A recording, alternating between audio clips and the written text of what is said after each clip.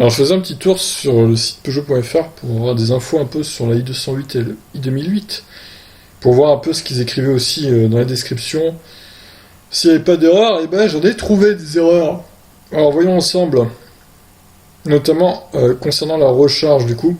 Alors prise domestique plus 30% de charge en une nuit sur la Peugeot i208, donc ça me paraît correct. Disons qu'une nuit, je sais pas, c'est à 9-10 heures on va dire. Donc 30% de reprise sur une prise domestique, ça fait 15 kWh. Donc oui, ça me paraît correct. Prise renforcée, pareil, ça me paraît correct le chiffre de 60%. Par contre, wallbox, alors, gagner en puissance et en vitesse de charge, récupérer votre pleine autonomie en quelques heures grâce à une puissance de charge atteignant jusqu'à 22 kW.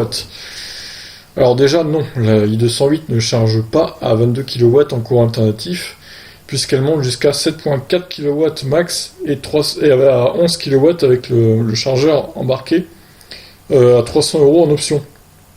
Donc c'est soit 7.4 soit 11 et pas 22.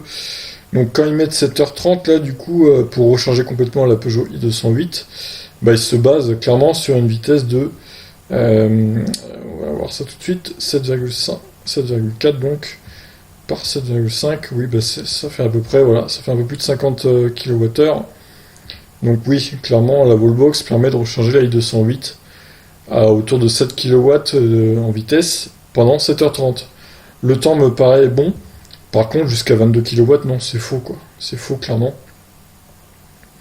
Alors, la recharge publique. Bon, voyons, là aussi, j'ai trouvé une autre erreur.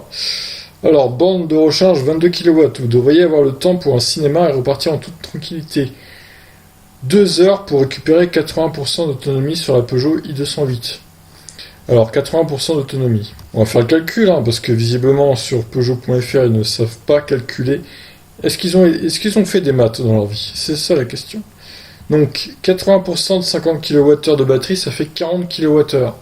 Donc selon eux, on reprend en 2 heures 40 kWh de la batterie. Si elle est vide, hein, évidemment.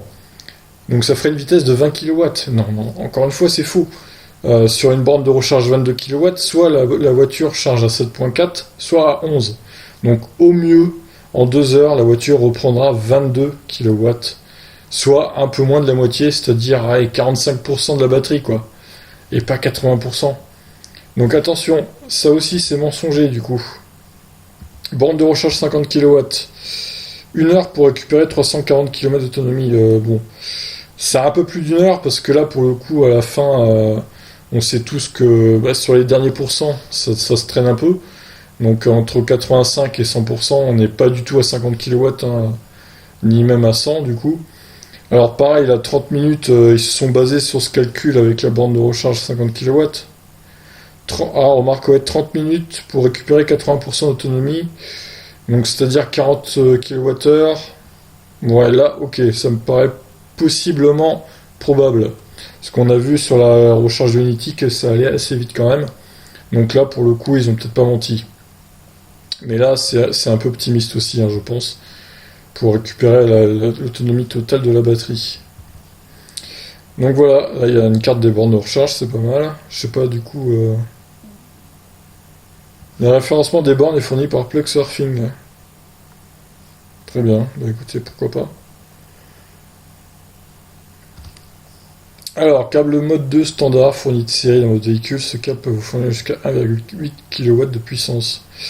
Alors ça, je trouve c'est un peu dommage hein, que ça bride à 8 ampères aussi, parce que 1,8 kW de puissance, c'est pas beaucoup quoi. Câble mode 2 renforcé disponible à l'achat, ce câble peut vous fournir jusqu'à 3,2 kW de puissance, optimisé pour un usage sur votre prise renforcée. Donc ça, c'est un truc en option en fait. C'est un peu abusé quoi. Alors, câble mode 3 monophasé dispo à l'achat, ce câble peut vous fournir jusqu'à 7.4 de puissance. Alors ça, normalement, c'est dispo de série. Pourquoi ils fournissent pas le câble T2 de série? Ça me paraît peu probable. Câble mode 3 triphasé dispo à l'achat, ce câble peut vous fournir jusqu'à 22 kW de puissance, optimisé pour un usage sur Wallbox ou sur une borne publique. Alors encore une fois, il y a une erreur. Le mode 3 triphasé, le chargeur, il peut encaisser que 11 kW.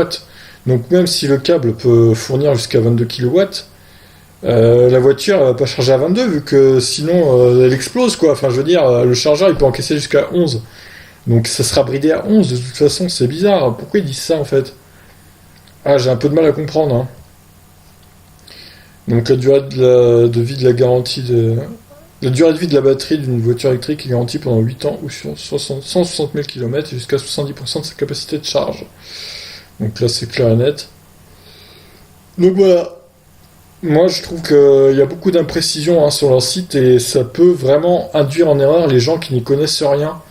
C'est aussi pour ça que j'ai voulu faire cette vidéo, parce que si vous me suivez et que vous y connaissez pas trop en voiture électrique, et que vous voulez acheter une 208 et que vous voyez ça, vous vous dites, ah bah finalement c'est pas mal, parce qu'elle charge aussi vite sur les bornes 22 kW que la Zoé et tout.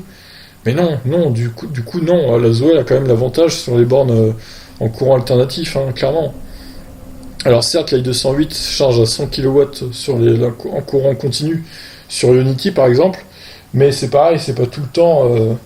c'est pas de 0 à 100% qu'elle charge à 100 kW, hein, attention. Hein. J'ai déjà fait une vidéo sur ça d'ailleurs. On voit très bien les pourcentages en fonction du temps et des pourcentages de batterie chargée. Donc c'est pas mal. Donc voilà, c'était une petite vidéo pour mettre en garde hein, que le site Peugeot n'est pas très très précis sur certains points. Je vous laisse réagir et si vous avez trouvé d'autres erreurs, n'hésitez pas à me dire. Ciao ciao.